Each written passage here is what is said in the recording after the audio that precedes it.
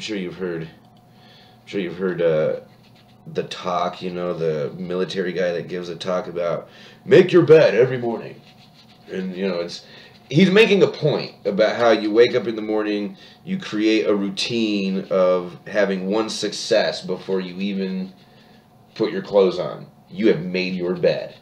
And it's amazing because when you can come home from the worst day of your life or whatever, you just terrible day at the office, you come home and you see a beautiful bed, well made, waiting for you.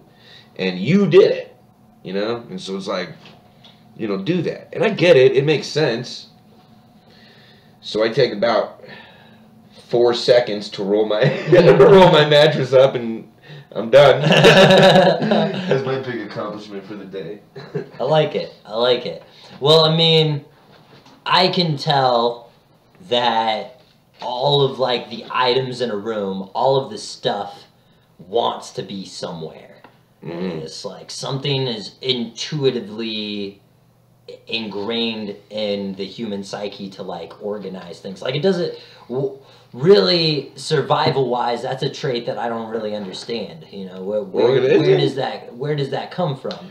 You know, because in the wild we don't really have to clean up shit. We just like. But you know not to shit where you're hunting. You know not to shit where you sleep. Right. You know. Right. You know to shit far enough away that animals won't be attracted to you.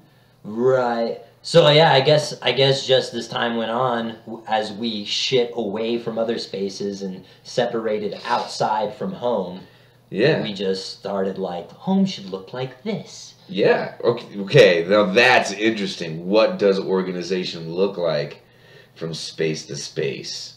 That part gets pretty interesting. Like back to the beds thing. You know, there's a lot of foreigners that have a mattress. You know, no box spring or headboard or anything like that. And you know, from an American sensibility to walk into a foreigner's house and see that is, you immediately think, God, fucking dirt poor people. Nah, they're not poor. That's how they get down. That's how they do it. For sure. Yeah, totally. I mean, minimalism's a powerful thing. I mean, yeah. And especially, and then you start thinking about, you know, like the tiny houses. Imagine like trying to organize that. Like you have to know, you have to be so organized that you can decide, I will never ever use this item. Oh yeah, I'm sure it'd be super simple. I mean, you've heard of the KonMari method, right? Cody talks about it sometimes.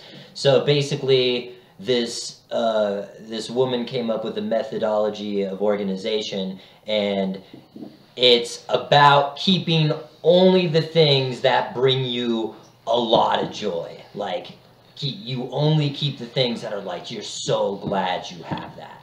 Okay. Which it works pretty well, man. Like if you only have the things that you really love around you, that's all you really need. You don't need like a bunch of thumbtacks and a bunch of, you know, just random miscellaneous shit hanging around. Junk drawer. All this stuff just in case. And she's like, it's good to go out and buy something when you need it. You know, keep your life simple. And yeah. I think there's something to that. I think so too. I mean, you know, if you don't have a shitload of stuff.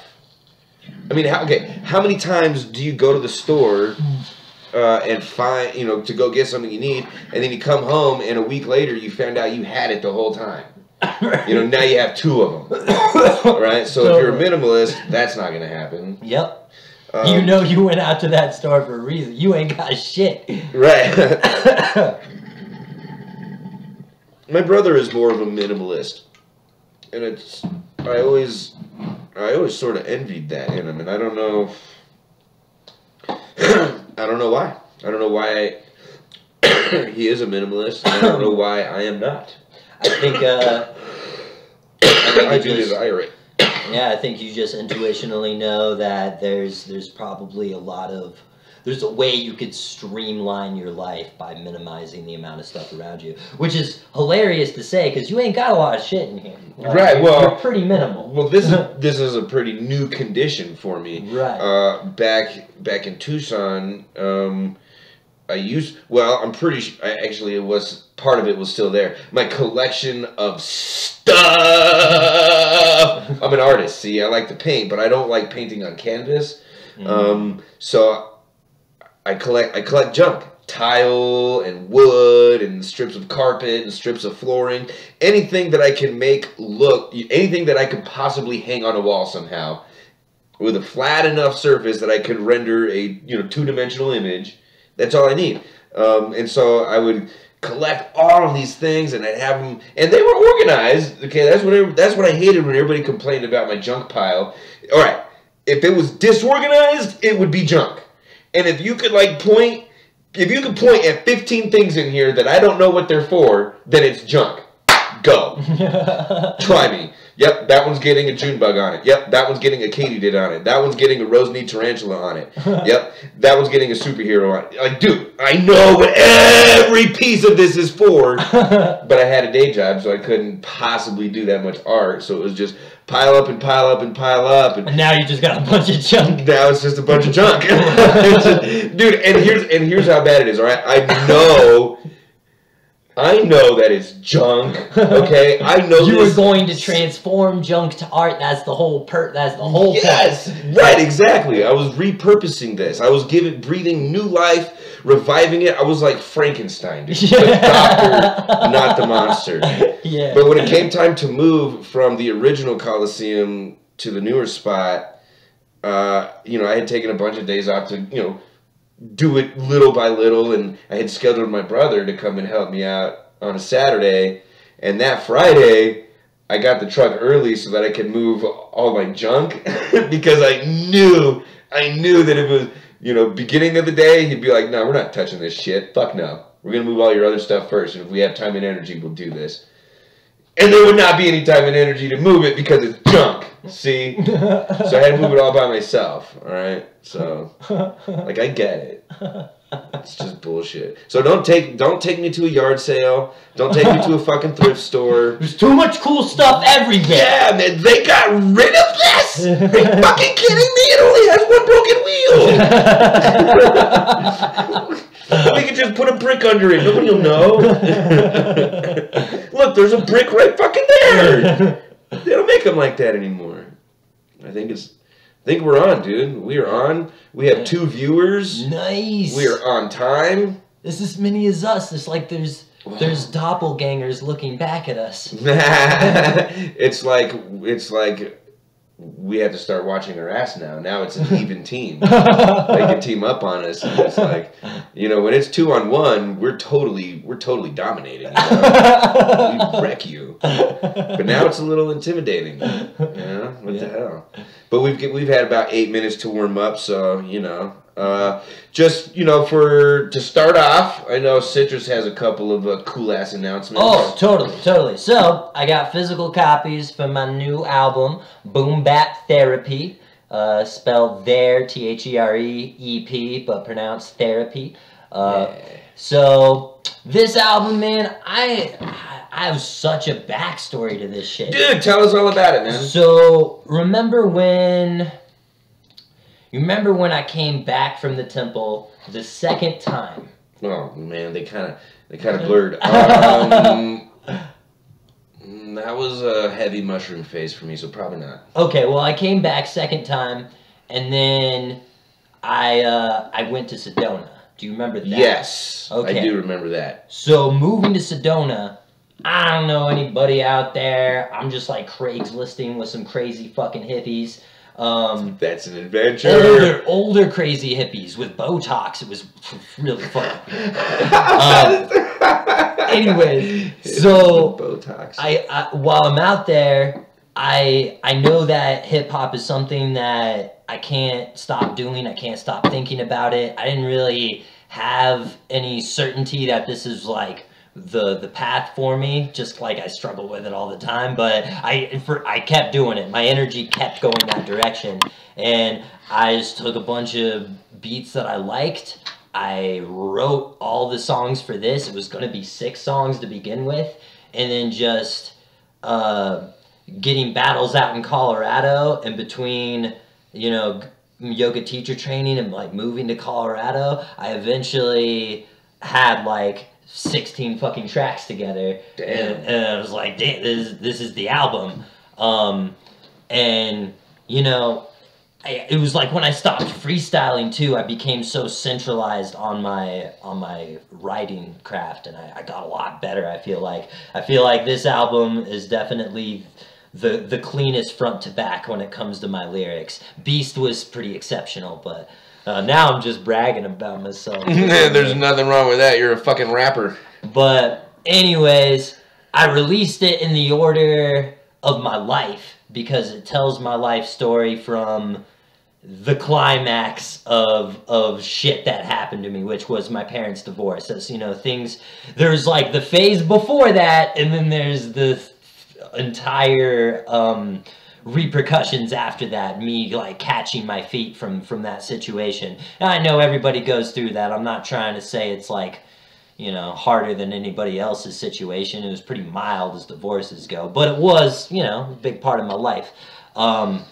So this first song was like the climax, and it just started right at the fucking, and it's gritty. Yeah. It's gritty. And that's the way the story actually plays out from there. The rest of the tracks aren't telling stories so much as they are giving amalgamations of phases and moods. Like, this was when I learned about self-love, and this is when I learned about, you know, and this is when I thought I was in the Illuminati. You know, all that shit is in there, but it was in order. And when it was in the actual order of my life, I found that people did not give it as much of a chance. And it just didn't play out like every time I put the CD in my CD player, it's like, oh, this song. And so I know other people are doing that too. Okay. You know? So I went ahead and I started with the shit that's a little more lyrical, lighter, thought-provoking, stuff that's chewable and digestible and makes you want to listen to more right away. Would you say that you reorganized it? I reorganized it. This is definitely the order that it should be in. And oh, shout outs to Sam Morris, by the way. Is it Sam Morris? God, I'm trying not to mess up your last name. I'm sorry, Sam. Morrell. Sam Morrell. He made the artwork for this, and he did a killer job, man. I hope you're doing well, buddy. I felt like there was some sort of destination I was going to, so I was talking about the album. Yeah, you were telling it, you know, giving us the about how I reorganized it. Yeah. Well, anyways, it's been remastered by Blitz. It sounded amazing in the original order. I was just gonna move on from this project, but it's an amazing project front to back. Even the gritty songs that I started out with that might have turned people off in the beginning, like, they're great songs in my opinion. Yeah. So I just put them at the end, which plays out way better in my opinion. And it's been remastered, so now it sounds like 10 times better, even though it sounded perfect before. I don't know how Blitz did it. Because he's a G. If you don't know who Blitz is, that's Blitz with All Out Blitz Studios, but he also works at Mount Olympus Studios. So go ahead, and that's here in Colorado Springs. Go ahead and, you know, check them out, dude. We got to go see that studio just recently. It is fucking tits! Anyways, I'll wrap it up. So, on February 23rd, we're opening for Cess Crew. We got tickets for that, so hit us up for that. And I'll be selling this there. I also, you know, I'll sell you physical copies, but it won't be released online until that date. It'll be on Spotify, iTunes, all that junk. And that was a pretty long plug, so I think I'm going to wrap it up there. Yeah. What do you got going on? All I got going on is I'm going to be at the Cess Crew, G Moski, and Whitney Payton show at Black Sheep. Ah! And he's talking about tickets. Please, he sold all his. Fucking guy. I'm the one who's slacking. I got some... But, you know, whatever he said about him, that's what's up, dude. Hit us up. It's going to be a fucking Liddy Squad show. Hell yeah. Fuck yeah. So dope. So dope. You dropped the music video where you turn into a ghost recently, right? Dude, finally. Okay, I'm glad you brought that up. I totally forgot. I finally finished that video. It was like a week and a half late because I got the flu real bad. It was pretty awful. Ew, I got the flu on me. Yeah, I got that done. Check it out. It's on our YouTube channel. It's called Forevermore.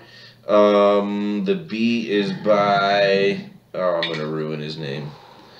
I just forgot his name, actually. It's off my album, Life So Severe, which is everywhere that you can pick up music. EPHEWE is how you spell my name. You'll find it in, anywhere. iTunes, Spotify. It's a good album. Cop that shit. Thanks, man. It's a very good album. One of my toughest things is figuring out the order. Kelvin Lee produced Forevermore, so shout out to Kelvin Lee. That's the only beat... I'm sorry, that is one of 4 beats on the album that I have permission to fucking use. So, what?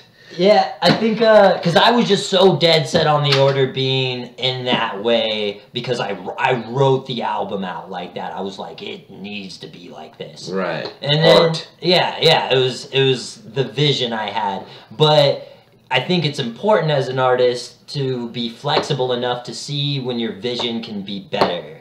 Right. It's like, it doesn't have to, there are no rules. Just because you created some rules to begin, doesn't mean you have to keep those rules at the end of it. Right, rules were made to be broken anyway. Yeah, totally. Anyway, yeah. So the Ghost video, Forevermore, is about the time, recalling the time that I overdosed on Oxycontins and cocaine. I was living with my sister, I was early 20s, and just partying a little bit too hard, and had the scariest time of my life. And, I lived. I don't know, spoiler alert, but I'm alright. And I'm not on drugs now. So, it's a fun video. I really liked it because I learned how to do the Ghost special effects, and I'm really excited. So, for those that don't know, I do make music videos. So if anybody in the Colorado Springs area is looking for some sick-ass music videos, hit me up. I learned a lot about the Ghost effect, so I can actually do a way better job for you, trust me. And I won't get the flu, so it'll be done faster. I should probably share this shit, huh? Yeah, you totally should, man. We got a 3rd viewer. It's David Cobb fucking Bookie! Nice. Miss you too, man. Yeah. Oh, dude. I was going to set up my Instagram and do that. Fuck yeah. So, we are now outnumbered. Yep. So we cannot start fights. I want to say what's up to Benny Hanna in Tucson for...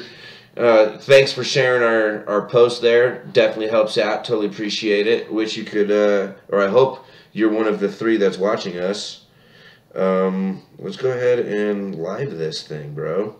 And then we're going to get into our, or if you want to start the discussion, bro. Okay. Should we start with the afterlife thing since Buki said something? Nice. Okay, so... yeah, let's explore the afterlife. Our plan was, he's going to overdose right now, and I'm going to choke myself, and we'll come back in about 5 minutes and let you know what happened. Just kidding. That's insane. But what if? Okay, so the reason I was thinking about this topic is because my son asked me recently... about the afterlife. He's 14, and he said that he's been getting anxiety and stuff, getting nervous, thinking about, what happens, what's the point of, why are we here, and what's going to happen afterward, and, totally. Yeah, it really touched me, man. It really, fuck, every time I talk to this kid now, I used to give him such a hard time all the time, Yeah, dude, it was an ongoing gag, I remember. Yeah, you remember. No offense, I hope, to anybody, But yeah, so I did feel really honored that, he respected me enough to ask me such a question. And through the whole time, I was pretty much near tears. I couldn't believe that he was being so deep. And I never once have had a conversation like this with my dad or my brother. Not even really my mom. I mean, she imposed a lot, imparted a lot of her ideas on me. But it wasn't like a direct conversation, with... Anyway, so what I told him was that I don't worry about the afterlife because the way I understand heaven and hell, they happen right here on planet Earth, and I'm much more worried about that because I'm here right now. I can do something about this. I do know that every day I wake up in the morning, I give thanks that I'm here because I recognize that nobody promised I would wake up this morning. And I know that even if I don't die, I have to go to bed soon. So, you know, why am I laying in bed, you know? Right. Well, here's something I think. So, the soul is something nobody knows what the fuck we're talking about when we say that. It's just a word that we use that feels good. And I'm sure it probably exists. I feel like it does exist. I feel like there is a piece of us that pervades the human body or whatever. But there's only one David Gutierrez. That's right. You know what I mean? Yeah. And there's only one Meredith Ann. Hey! Thank you, gorgeous. She says that we are hilarious and sexy. I hope I don't owe you money. Just kidding. Okay, sorry, you were saying the soul. There's only one David Gutierrez, and science, as far as I know, I'm no scientist, but the things that I have read indicate that, you know, science does not know where exactly David or you know, Jeremy reside. Right. We know how to take them out of the picture for several hours, you know, through anesthesia.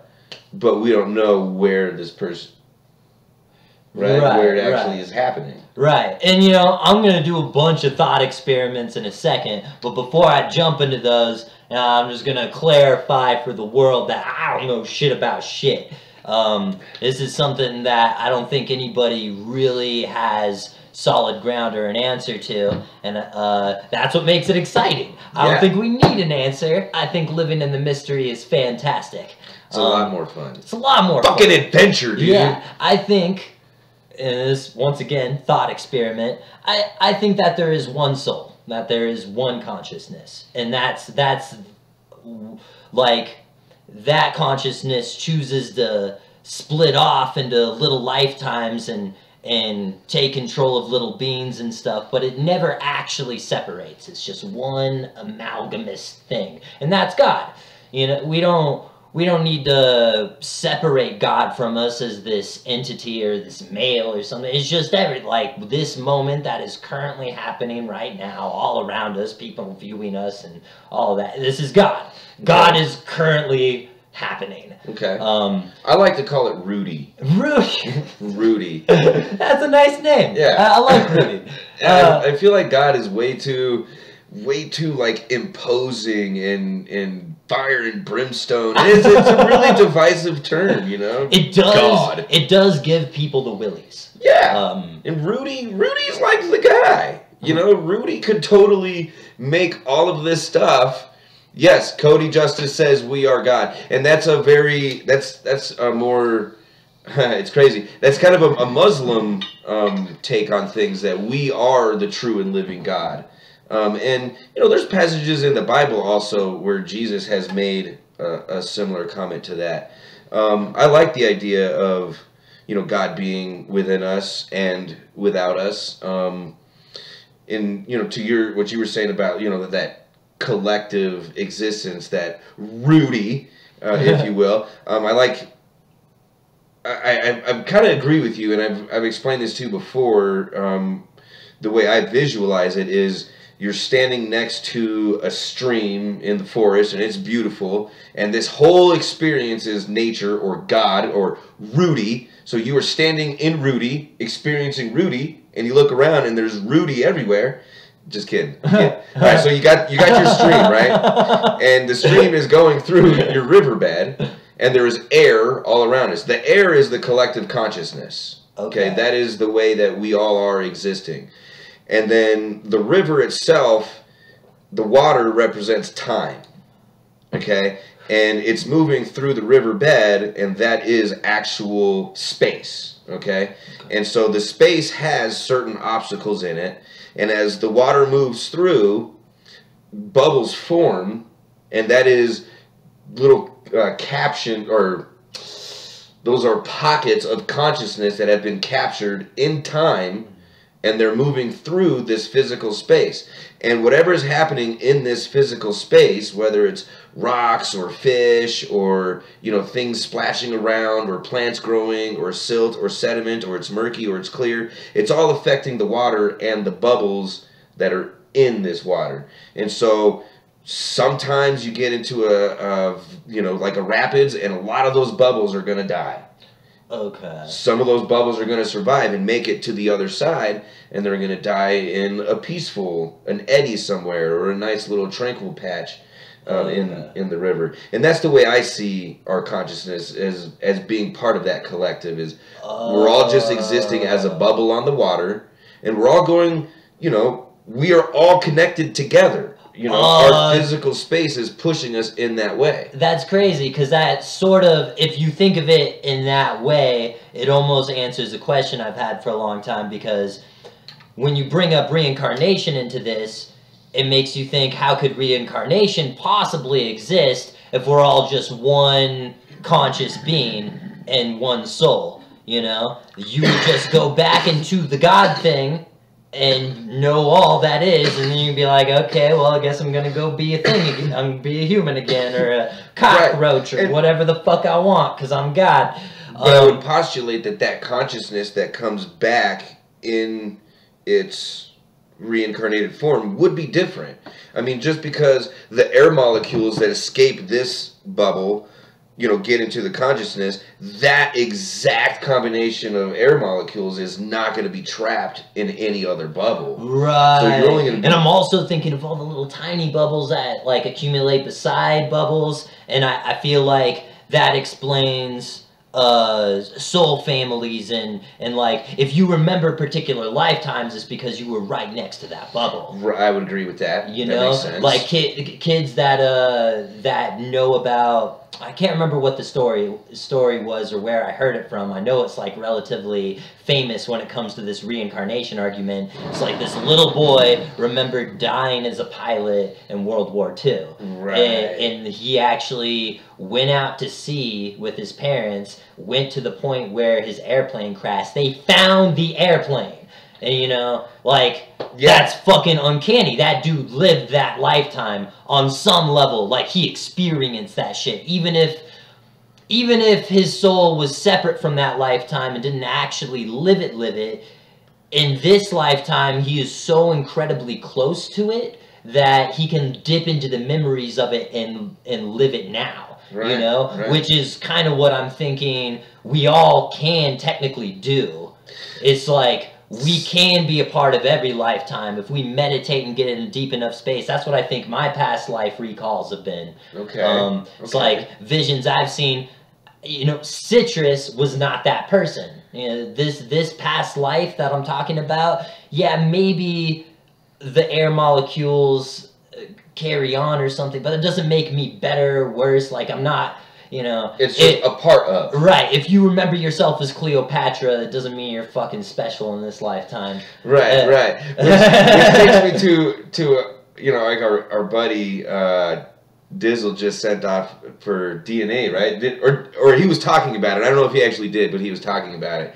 And you know, it's just like, what's the point? You know, what's the point of knowing your past life? What's the point of knowing who your ancestors are? That doesn't affect who you are now. I mean, you know, the connectedness, right? You know, just to help you understand that, you know, there is a place for you in this world, I guess. But just so much of your personality. I mean, I don't know. You do see kids come in with a certain way of like approaching life, but I feel like that can't be the same throughout every single lifetime experience. You know what I mean? Right. Like I wasn't.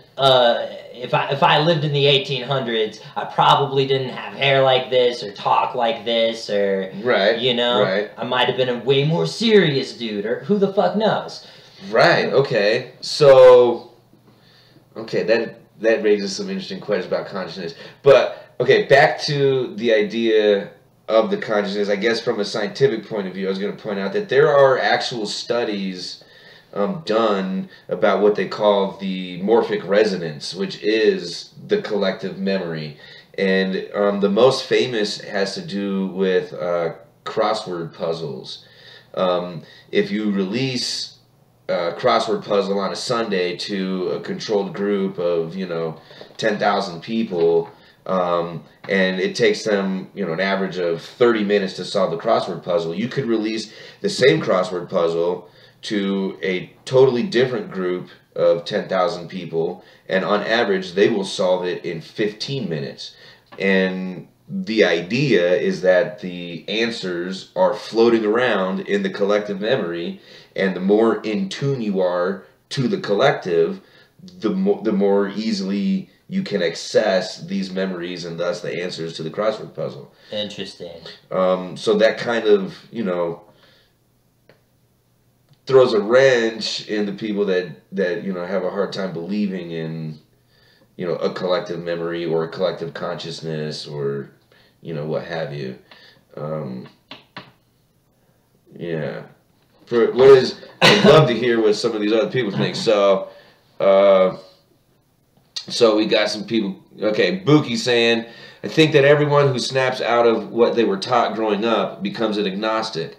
But the more we seek, we will find. I believe, and I mean seeking by education, keeping an open mind. And I agree with that. It's all about having an open mind. I was raised Catholic, and so a lot of my ideals growing up were around, those principles. But, the older I get, and the older I got, I guess, I was having questions, a lot of questions and doubts in high school and everything. I got confirmed anyway. I still get a very real joy out of going to church. The symbolism, I give it power, and thus it has power within me, and it feels great. And totally. Whatever, but I'm not a blind follower. I'm not the type that just just believes whatever. I have friends that are Muslim. I have friends that are Jewish. I have friends that are agnostic or atheist. Shamanic, and the whole nine. I've met people that were Norse and Wiccan, and what stands out to me is that they're all the same. Mm-hmm. All right, you got a bat in the cave. Oh, gross. Got it.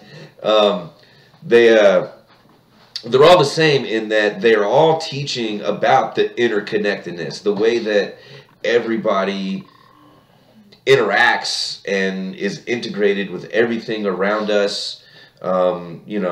The butterfly effect or domino effect, whatever you want to call it. You can't just exist without affecting something around you, and you have to be aware of it. That was a hard lesson for me. Oh yeah, that was a very hard lesson. That's why I tried to run away to a Buddhist temple. Well, see, it was not a hard lesson for me. I was ruffling feathers from day one. That was. Wait a minute, I can make the whole class laugh. I can make everybody get in trouble right now.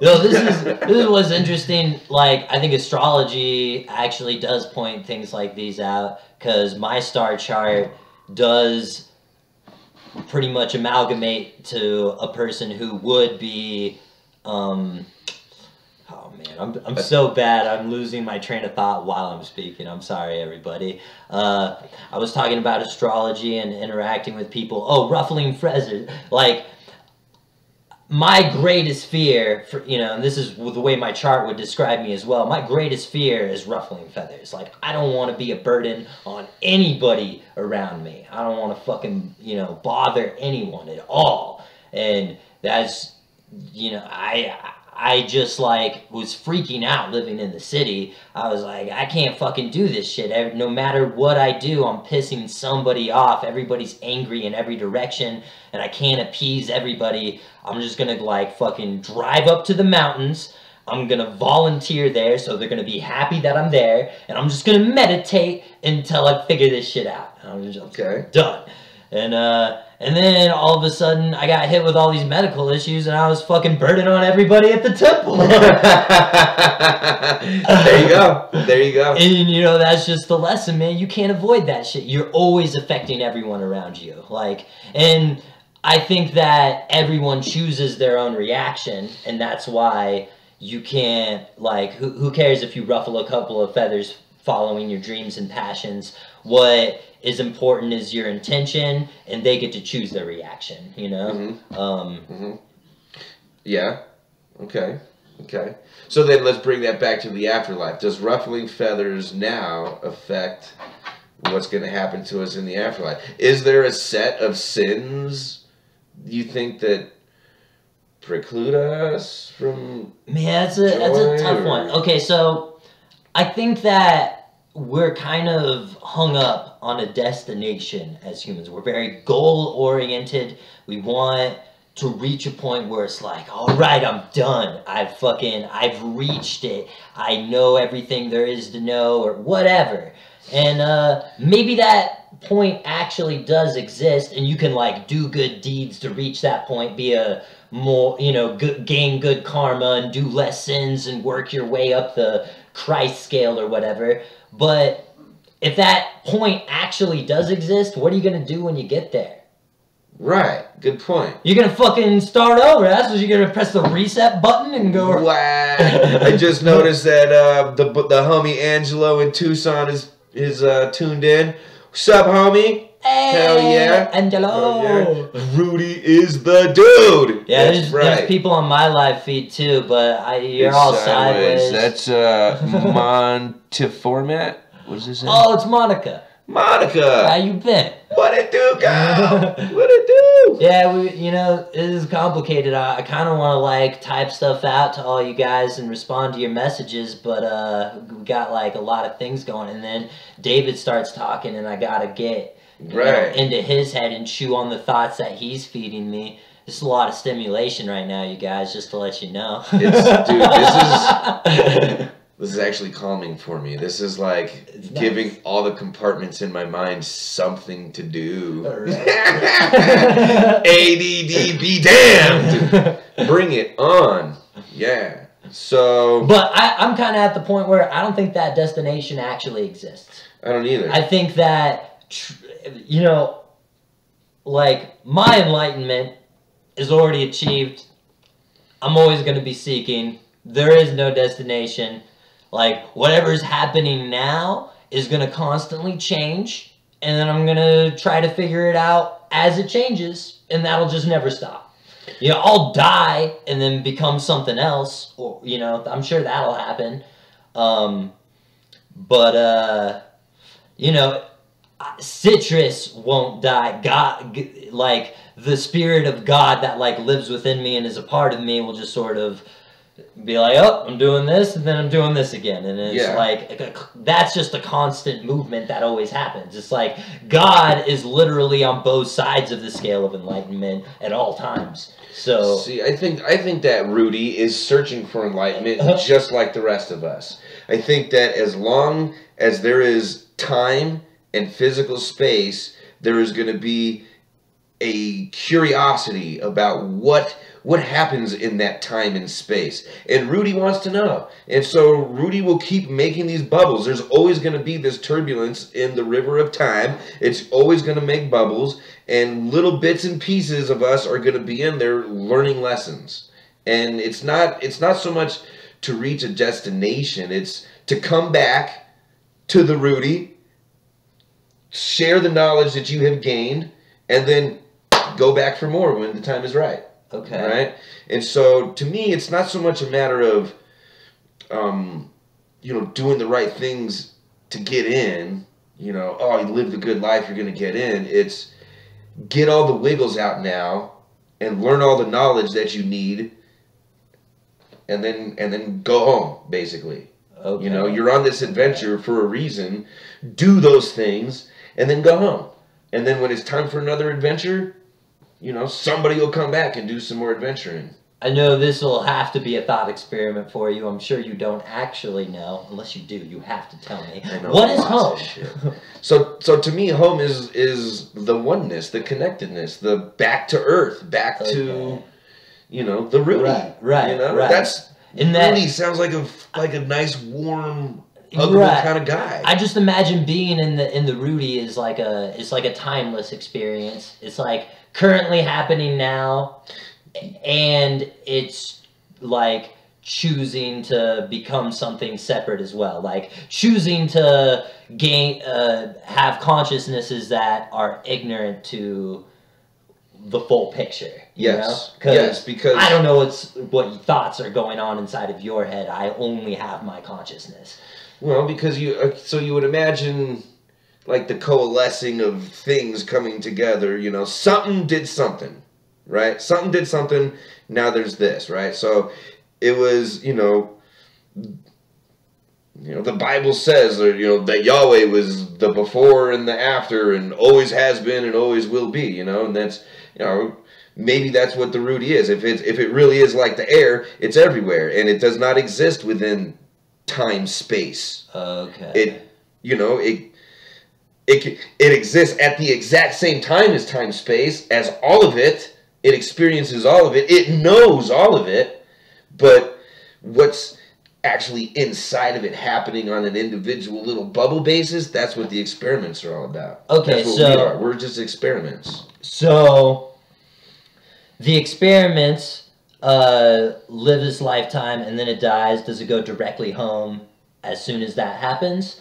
Or and get reincarnated later? Do you see what I'm asking? I'm saying when you die, boom, okay. You're home. So if that's the destination, then why don't we just kill ourselves? because you haven't learned your lessons. You're here. Dude. It's like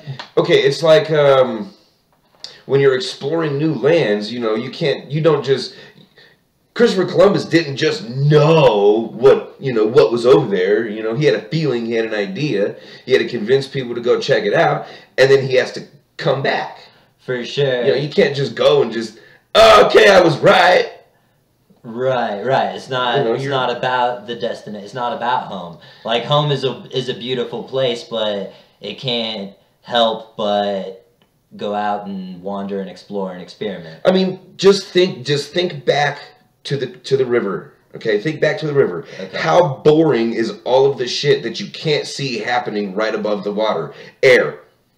Right. How boring is that? Okay. That's fucking whack. You can't see it. You can't touch it. It is everywhere. It knows all things. It is an integral part of everything.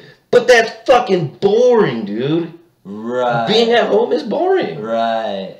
Yeah, that's kind of what I was thinking. But at the same time, home is always there. So it's like, even though it's boring, that's a mind fuck for me. You always go back, right? I mean, right, you always go back to mom and dad's house. Well, that's something I'm trying to get at. So, like, on this shroom trip I went on. Oh, I should probably bring this up. I'm sorry, guys. Oh, poor people. I didn't mean it. So, on the shroom trip I went on, I talked about it on one of our podcasts earlier, actually, when we talked about overdosing. I had the experience of talking to somebody as if, like, our thoughts and our speech, everything was the same. Okay. And this person and I were just, like, in the God. If this was as close to home as I could possibly imagine, the feeling is indescribable. I'm sure. On a fungus that grows on poop. Right. I'm sure you guys have tried, if you haven't tried mushrooms, that's what it's like. There's no other way to describe it. Try it and then you'll know. Not saying, you should or shouldn't. I'm just saying that's the way to know. Anyways, so talking to God, I was like, am I going to go back there? And I meant like back to being a human, walking around and shit. And he was like, and he happened to be a he in this situation when I imagined him up. He was actually just some dude I met that day. The body that I was talking to really doesn't matter. That's right. He said, yes, you're going to go back there, but you never really leave this place. See? Yeah, that's what I'm saying. So it's interesting. Yeah, it's like, how can we go home if we're already there? The whole thing is a mind fuck. The whole thing is a total mind fuck. Dude, it's like it's back to your parents' house, bro. Yeah. I mean, you're always there. I mean, for sure. Right? I mean, who doesn't think about their parents? Like when you go back, it's like familiar. I see what you're saying. Right. Like, and when you go back, what do you go back for? To refresh and tell your folks what's up, what you've been doing, for sure, what you've been up to, what you've learned, Totally. Sharing your adventure with them. Right. I guess the part that's a mind fuck is your parents or you. Yeah, dude. Yeah. What? Dang. Well, that's pretty nuts, bro. Fucking science, man. Totally. Fucking science. So I'm still torn. Part of me feels like some type of reincarnation does exist on a level, but not really. You know? Mm-hmm. Because if we're all a part of this one consciousness that knows all and experiences all lifetimes, then the idea of me having an individual soul that lives on, like, in 1950 Right. I was this person, and in 1990 I was born as Citrus. And, right. You know, like 1990. Jesus Christ. That's insane. Like that almost just doesn't make sense to me with this God idea, like right. with the idea that we return to oneness. And so I think our reincarnation is just bits and pieces of, it could be bits and pieces of something that has been experienced this before. So ultimately, I don't think there is a destination then, because No. that just means you're, you know, going home to like eat dinner and then go to bed with the fam. That's dying. Uh-huh. And then waking up and going outside and playing with your friends is incarnating. Yes. If you're gonna give like the child parent analogy. That's totally what it is. And I think there's a perfect rootiness about all of this. Like, the reason that we go to sleep every night and have to wake up is to remind you that, dude, one day you're going to sleep for good. For sure. You know? For sure. Yeah, you know, it's crazy. Like, this is kind of, like, I like the child analogy a lot, because thinking of what it was like running off and playing as children is like, you didn't really have a destination. You had one goal. And that was, I'm going to have as much fun as I possibly can. Fucking yes. And that's it. So there is no destination. It's just about that. Exactly. Everybody else has it wrong, people. Exactly. What's up to Lorinda? What's up to Kathleen? Oh, that's Kathy. Oh, What's cool. up, guys? Thanks for joining us. Hope to hear you guys pitch in. Meredith Ann says, we're already home. Love it. Hashtag love it. Yeah. So, oh, dude, I got all close. Sorry for putting my greasy-ass face that close to the camera.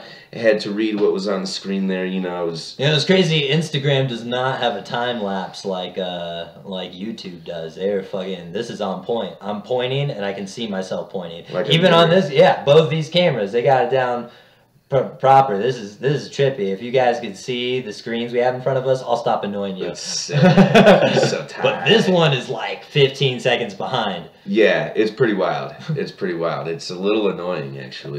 Because, oh, excuse me, I keep trying to adjust that camera to make sure it's good, but we have to wait, you know, like 15 seconds before I know if it was good. It's like, oh, man, I can't remember how far I moved it. And then you have to, like, re-logistically go back, and, you know, it's ridiculous. So, sure, we'll talk about Rudy and the afterlife another time. Yeah, that's kind of what I was about to say. I think we should... Halfway bowl?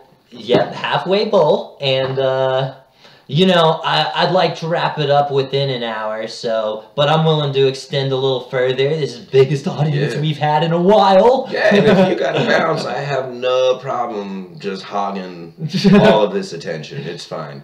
I don't feel outnumbered at all. I don't know about you. Okay, yeah, for sure. Cool. What was next on the agenda? Vaccinations! Oh my god! I really hope people weigh in on this one. It's gonna be fun. You know, man, I'm a little nervous about this one, cause, well, the truth is, my mother has a lot of opinions about it. My mother's done a lot of research, and I have not. I just, you know, I know what my mother has told me, and I know what other people have told me, and basically at this point, I'm torn about it. Okay. I feel like my mother made the right decision because I feel really healthy, and I don't trust, I don't know, I don't trust a system that's like, hey, let's inject these babies right as soon as they get out of the womb. We're just going to put a little disease in them, you know, just a little bit so they can resist it in the future. If it works, that's fucking great. But I see why my mom is skeptical, and I am skeptical as well. Okay. There's like ties to autism, people think. Okay. And I think that was like, there's like certain epidemics, like in the 90s when I was born, it was really high at that time. What was? Autism, and everyone was getting vaccinated. So some people were making that connection. They were thinking that it was because of the vaccinations we were using that all these new kids with autism were coming out. I haven't been vaccinated at all. What? Nothing. What? Nothing. I'm clean, baby. What? 100% God incarnate. Wow. Untouched. So your mom had to fill out special paperwork for you to be in TUSD anyway, which is Tucson Unified School District. They have pretty strict policies about vaccinations. Spiritual reasons. Okay. Not even, so it's specifically spiritual reasons, not even personal beliefs. Well, that was the excuse that she could use to get around the system. Okay. She said for religious reasons, you know, she does not believe in vaccinations, and she does not want to receive them. Okay. She does not want me to receive them. None of my siblings have either, except both my brother and my sister, the twins in the family, oddly enough. They got vaccinated because you have to when you go across seas, which is something where, this is where I'm torn once again. I know I'm going to want those vaccinations when I go overseas. I know I want to go overseas anyways. So... Okay. Wow. That didn't come up in any of my research. No that shit. Would have been super important, I think, in quelling the whole debate. Really quick, what does it mean when somebody requests to be in a live video? What do we do? View? Do we view it? I've never heard of such a thing. Me either, but...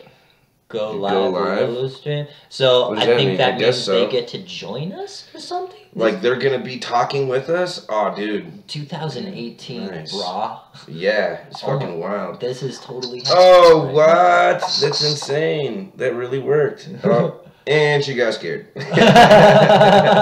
It's okay. It'd be messed up because we're doing this on 3 different medias, and it would only be on one of them anyways. We'd have to like hold the camera to the cameras. That would be the exclusive. Oh, what's that like? Are you guys going to see like 1,000 of yourself? Whoa! They are getting so confused. The Rudy can't handle this. We're gonna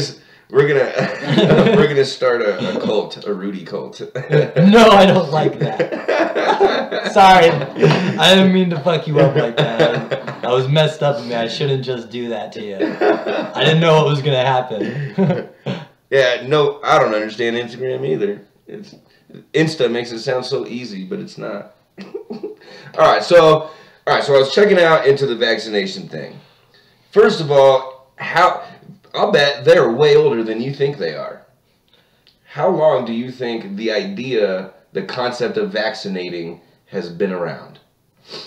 100 years. The Chinese have been doing it for over 1,000. What? So what the fuck? As far back as 1,000 CE, which is current era, I just learned this. I'm feeling very scholarly and worldly. As far as 1,000 CE, the Chinese were known, like they were passing out smallpox-tainted items to each other in an effort to build immunity. And apparently it worked in certain scenarios. Okay. There's a name They're for it. working out the kinks in the beginning. Right. It was called... How nerve-wracking would that shit be?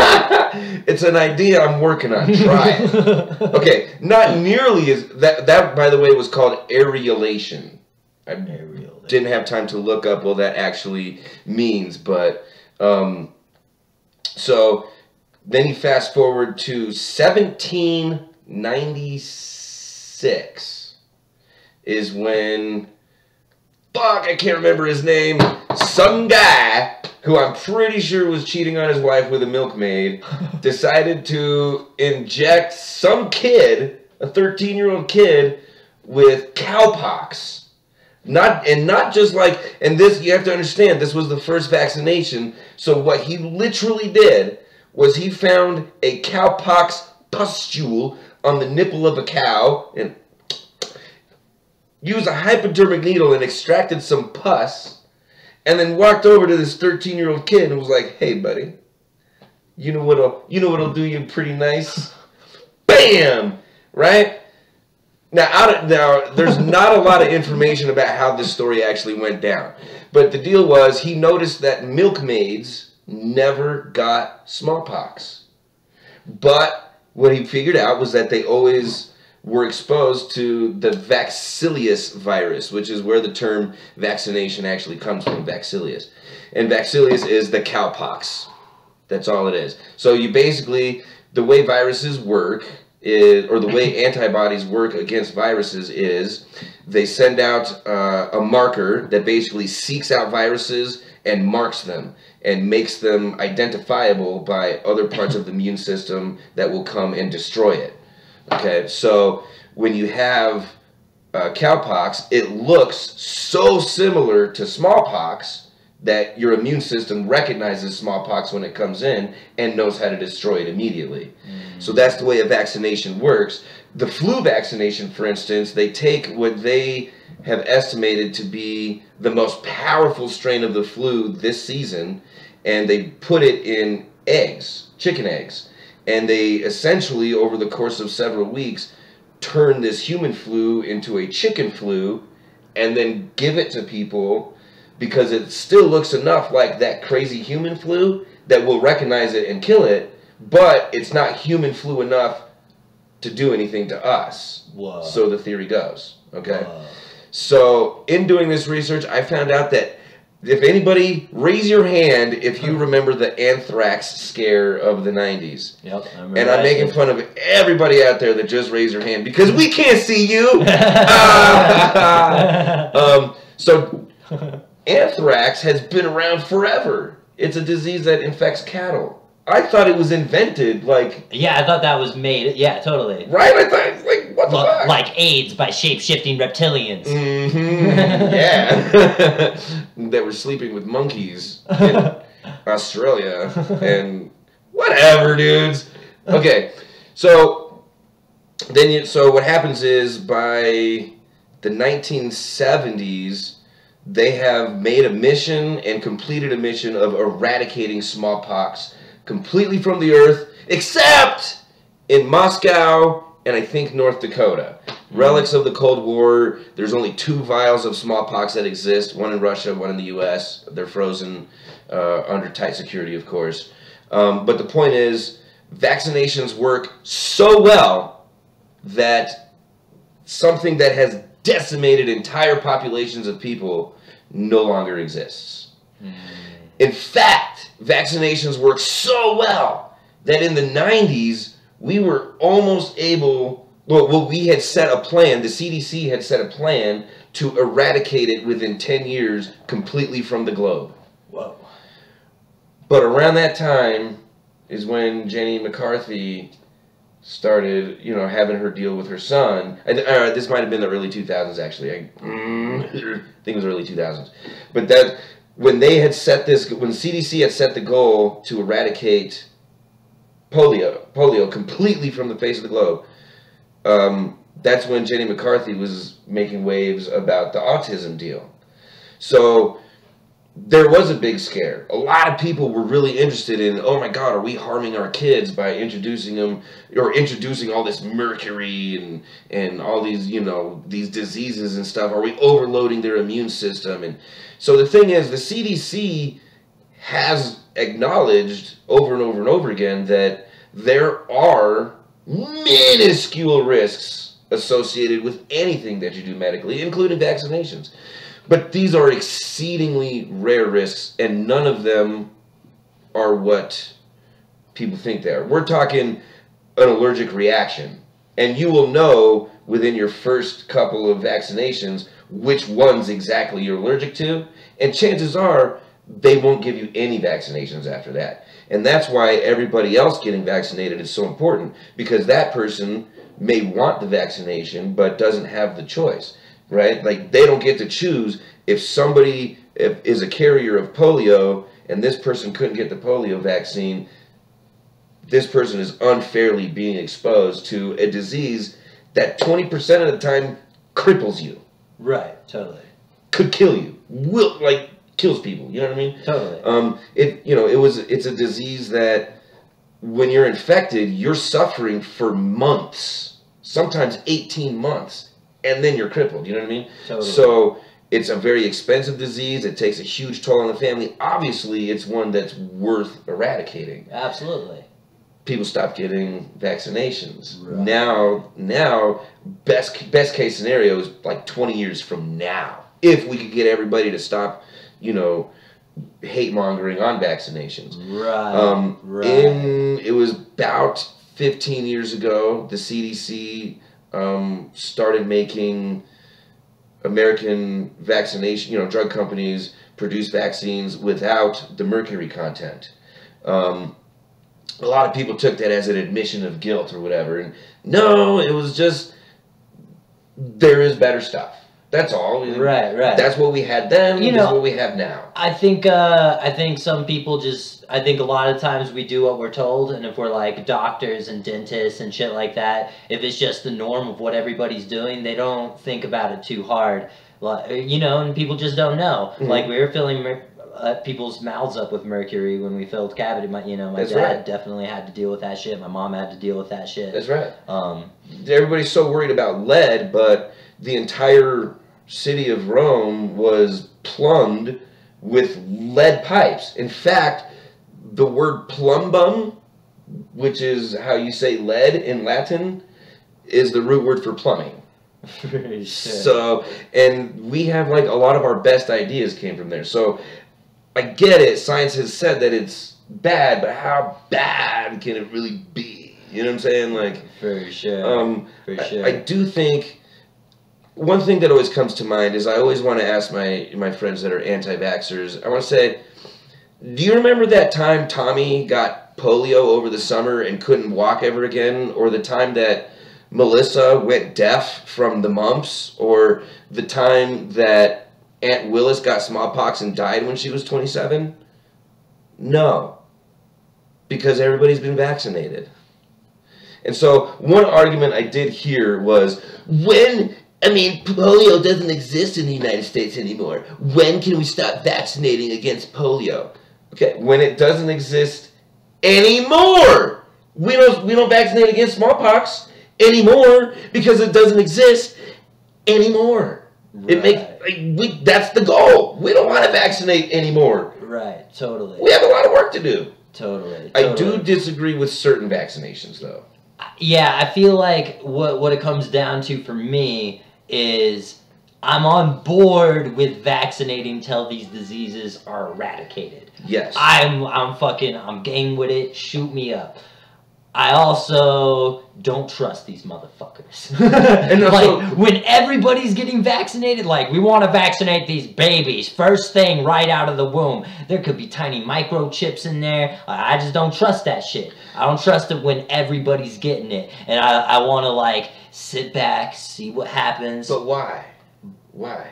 Because then I can see the results of what happens to them, and I can decide whether or not I want to take the same route or if I want to take a safer one. And again, and I think we have the results. There's been dozens of studies done in Denmark, Finland, Norway, Japan, that looking into the risk factors associated with vaccinations, and the risks are the same that they have ever been. Minuscule ones that the CDC has pointed out. You might be allergic. You might be, but the first dose is not going to be enough to kill you. Right. It's going to be enough for us to know that you're fucking allergic, and we're done with that. For sure. They acknowledge that they're doing research into genetic markers that would make people susceptible to certain things, because there are a very rare handful of neurological disorders, like seizures and high fevers that can come from a vaccination. But it's something like less than 1/8% or something like that, which, you're more likely to get hit by a bus, I think. I'm not a mathematician, but, you know, I'm afraid of getting hit by a bus. I still go outside all the time. I'm not afraid of shit! God damn. Anyway. So, I do think that, like, some people, you know, raise the point about, well, you know, the doctors are just saying this because, you know, they make a profit off of it. So what if they make a profit off of it, right? I mean, they made a vaccination that positively affects people's lives. Shouldn't they get paid for that? Dude, yeah, if I figured out a way to cure any disease, I hope somebody pays me for it. And here's the other thing. Those doctors that are getting paid, they're getting Unless paid... I just, like, thought of it one night, you know? Right. It was like, dang it. And I was just like, I know. And then I just, like, went to the Bureau of Curing Disease, handed them a paper with the cure written on it, and that was it. Okay, you don't have to pay me for that. Yeah. Some crazy epiphany hit me. That's God's work. You can take it. But if I spent like 500 hours or whatever. Well, I mean, really, it's more like years, decades of research, and then, you know, you have to convince a group of people that will not make any money off of you that your drug is productive, is quality, that it's safe and effective. For sure. Right? The CDC does not make money off of vaccinations. If anything, the CDC spends money on vaccinations. Oh, you have a new vaccination? Well, we have to create a new department to study it, to verify that everything's good, and to watchdog you for the rest of its existence. For sure. And when your drug fucks up, we're going to pay for it, not you. In those super rare instances when that neurological disorder comes out of nowhere, we're going to pay the $1.5 million to the family, not you. For sure. Okay? So, the thing is that the guy who made it is a fucking scientist. Right. I have not found a single scientist yet in my research that is anti-vax. That's strong. It's a strong argument. Right. I personally don't get the flu vaccine. I like my immune system to be challenged and stay up to par, and I think that's important. I do believe that, but I'm also, the reason that they push the flu vaccine so much is for the idea of herd immunity. So it's back to the idea of the little girl that cannot get the vaccine or the elderly person that cannot get vaccinated. For sure. You don't want to introduce a simple strain of the flu to them because that could kill them, you know? And that's not really fair. But for most of us, like, you know, if you know it's flu season, that's when I start washing my hands a lot. That's when I start, you know, blowing my nose a lot or being aware of sick people and steering clear of them in an effort to avoid it. But as I'm saying this, I feel stupid because one of the ideas behind vaccination is that you don't know when you're carrying. You don't know. And oftentimes you are contagious and spreading long before you display symptoms. So for sure. Whatever, dude. But I'm tough. I don't hang around with weak people, you know? I don't hang around with scaredy cats. Yep.